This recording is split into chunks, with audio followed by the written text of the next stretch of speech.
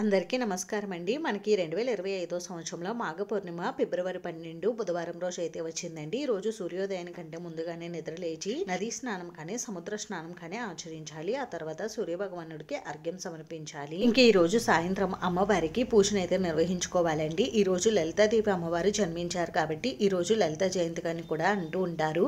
ఈ రోజు లక్ష్మీదేవి అమ్మవారిని కానీ గౌరీదేవి అమ్మవారిని కానీ లలితాదేవి అమ్మవారిని కానీ పూజించుకోవాలి. అమ్మవారికి షోడశోపచారాలతో పూజ నిర్వహించుకోవాలి. ఈ రోజు ముఖ్యంగా అమ్మవారి శ్లోకాలు స్తోత్రాలు ఇంకా లలిత సహస్రనామ పారాయణ చేస్తే చాలా మంచిదండి. ఈ రోజు అమ్మవారిని తెలుపు రంగు పుష్పాలతో పూజించాలి. ఇంకా పూజలో ముఖ్యంగా క్షీర దీపారాధన చేస్తే చాలా మంచి ఫలితాలు అయితే కలుగుతాయండి. అమ్మవారికి నైవేద్యంగా క్షీరాన్నాన్ని కానీ పరమాన్నాన్ని కానీ పాలాన్నాన్ని కానీ నివేదించాలి. అవి ఏమి నివేదించలేము అనుకుంటే అమ్మవారికి ఆవు పాలనైనా నివేదించవచ్చు. ఈ రోజు అమ్మవారికి పూజను సాయంత్రం 5 నుండి 7 గంటల లోపు నిర్వహించుకోవాలి. పూజ పూర్తయిన తర్వాత పౌర్ణమి వెన్నెల్లో కూర్చుని లలిత సహస్రనామ పారాయణ చేస్తే విశేషమైనటువంటి ఫలితాలు కలుగుతాయి.